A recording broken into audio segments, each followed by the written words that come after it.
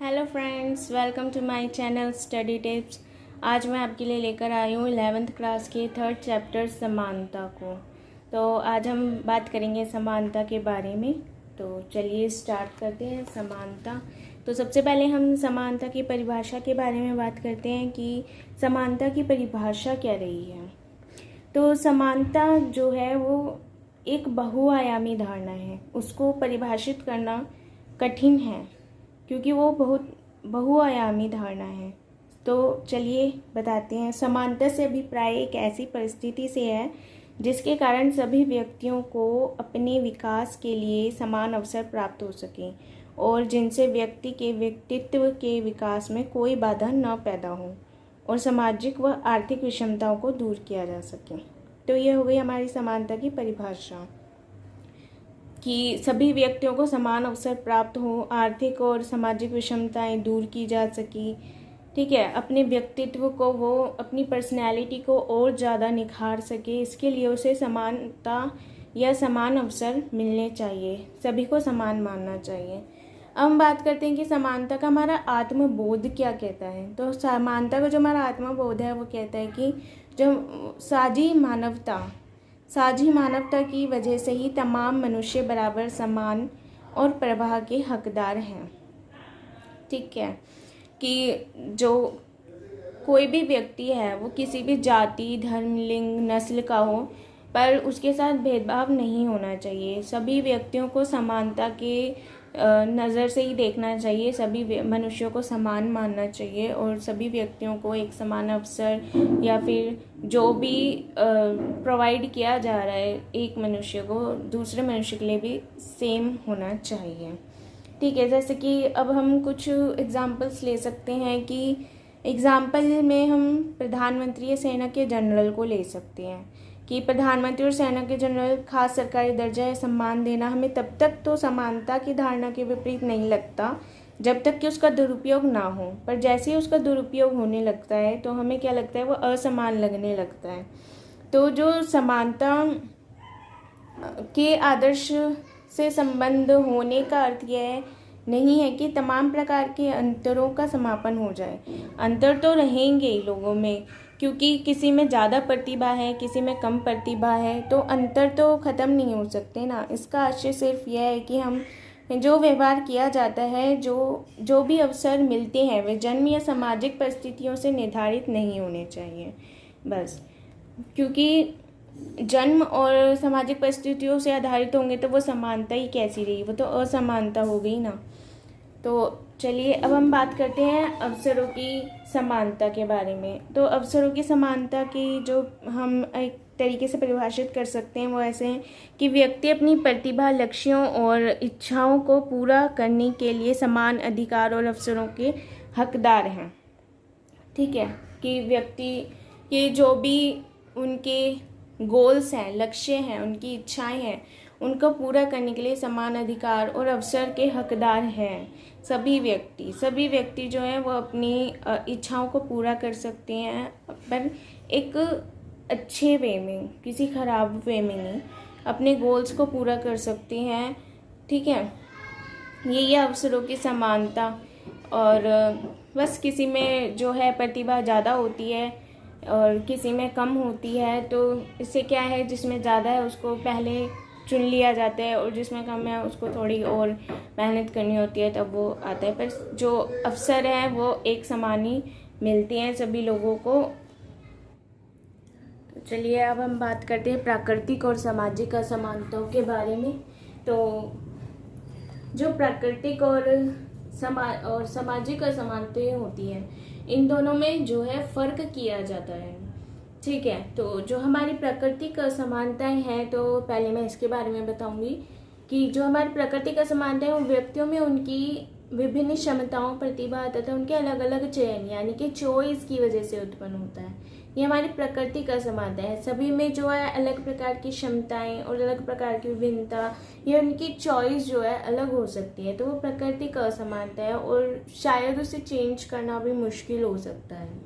ठीक है, तो अब हम अगर बात करें जो सामाजिक असमानताएं के बारे में, तो वे जो समाज में अवसरों की असमानता होने या किसी समूह का दूसरे के द्वारा शोषण किए जाने से उत्पन्न होती है।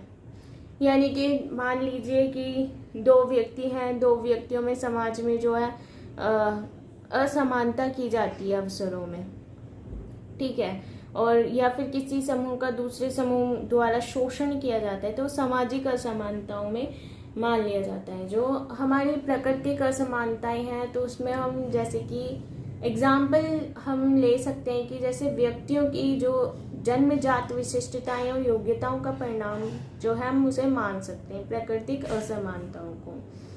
तो अगर दूसरी ओर में सामाजिक असमानताएं, तो सामाजिक असमानताएं ये हैं जो समाज से उत्पन्न की जाती है, ठीक है। तो हम इसमें अगर हम एग्जाम्पल ले तो सामाजिक असमानताओं में जैसे कि जो बौद्धिक काम करने वालों को जो है, यानी कि जो बुद्धि से काम करते हैं, बुद्धि से काम करने वालों को शारीरिक काम करने वालों से ज्यादा महत्व देते हैं, उन्हें पृथक तरीके से फायदे देते हैं, जो समाज में असमानताओं का कारण होती है, ठीक है। ये असमानताओं का कारण हुई तो क्योंकि अब जो बुद्धि से काम कर रहा है और जो शरीर से मेहनत कर रहा है, उन दोनों में फर्क किया गया है, ठीक है। तो प्राकृतिक और जो सामाजिक असमानताएं हैं, उनमें असमानताओं में अंतर करना इसलिए भी और उपयोगी भी होता है।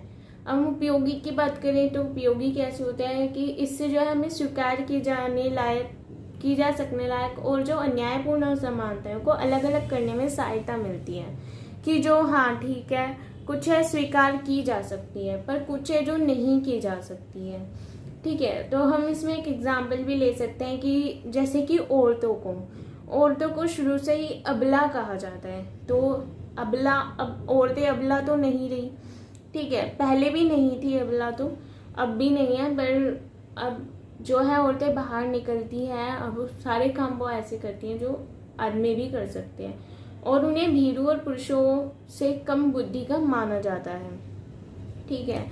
तो अब ये जो है सामाजिक असमानता है, तो अब ये जो है स्वीकार करने लायक नहीं है, ये शुरू से ही स्वीकार करने लायक नहीं थी, ठीक है।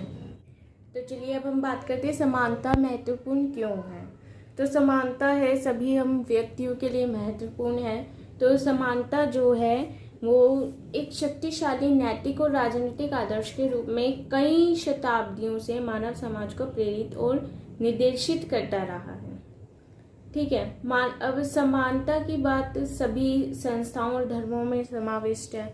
हम कोई भी धर्म हो, हर धर्म यही कहता है कि हर मनुष्य को समान समझना चाहिए, समानता होनी चाहिए हर किसी में, ठीक है। कोई भी धर्म ये नहीं कहता है कि हमें उसमें असमानता करनी चाहिए या ये व्यक्ति ऐसा है तो हमें इसे असमान समझना चाहिए, ठीक है। समानता की जो अवधारणा है, समानता की अवधारणा एक राजनीतिक आदर्श के तौर पर जो है उन विशिष्टताओं पर बल देती है जिसमें सारे व्यक्ति, जो सारे ही लोग हैं, वो रंग, लिंग, वंश या राष्ट्रीयता के अंतर के बाद भी साझेदार होते हैं, ठीक है। ये इम्पोर्टेंट लाइन है। समानता की अवधारणा एक राजनीतिक आदर्श के तौर पर उन विशिष्टताओं पर बल देती है जिसमें सारे व्यक्ति रंग, लिंग, वंश या राष्ट्रीयता के अंतर के बाद भी साझेदार होते हैं, ठीक है। अब समानता जो है वो दावा करती है कि जो समान मानवता की वजह से तमाम मनुष्य समान महत्व एवं सम्मान पाने योग्य है, वो दावा कर रही है समानता। और जो साझी मानवता है, जैसा हमने पहले भी बात की थी साझी मानवता के बारे में, तो साझी मानवता की यह धारणा ही सार्वभौम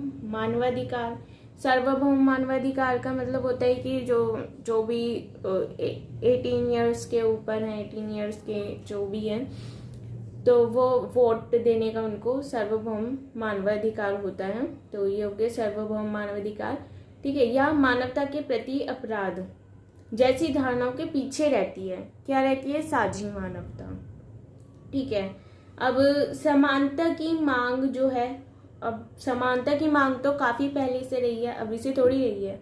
तो समानता की मांग 20वीं शताब्दी में एशिया तथा अफ्रीका के उपनिवेश विरोधी स्वतंत्रता संघर्षों के दौरान भी उठी थी, ठीक है। और यह लगातार उन संघर्षरत समूहों द्वारा उठाई जा रही है, जो महसूस करते हैं कि उन्हें समाज में दरकिनार कर दिया गया है। ठीक है, अब हम एग्जाम्पल ले लेते हैं इसका कि किसे अलग कर दिया जाता है, अलग समझा जाता है। तो एग्जाम्पल में जैसे कि महिलाओं को क्या है, पुरुषों से कम समझा जाता है, और जो दलित लोग हैं उन्हें, दलित लोगों को तो हर किसी से ये अलग समझा जाता है कि दलित है, अछूत है, ये वो समझा जाता है। ठीक है, आज समानता विस्तृत रूप में स्वीकृत आदर्श है।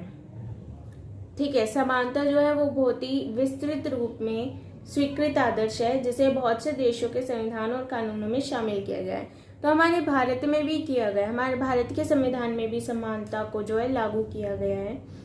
ठीक, तो इसलिए जो समानता है वो हमारे लिए बहुत ही महत्वपूर्ण है, क्योंकि समानता की मांग काफ़ी पहले से चलती आई है, और जो है काफ़ी लोगों ने असमानता का विरोध किया है। काफ़ी लोग इसमें जो है फ़र्क करने में जो है सफल रह पाए हैं। तो समानता हमारे जीवन में बहुत ही महत्वपूर्ण है, और ये बहुत ही इम्पोर्टेंट रोल हमारी लाइफ में प्ले करती है। तो फ्रेंड्स, अब मैं आपको नेक्स्ट वीडियो में बताऊंगी समानता के 3 आयाम क्या हैं। ठीक है, और नारीवाद के बारे में हम थोड़ी चर्चा करेंगे इसमें। फिर हम समानता को बढ़ावा कैसे दे सकते हैं इसके बारे में बात करेंगे।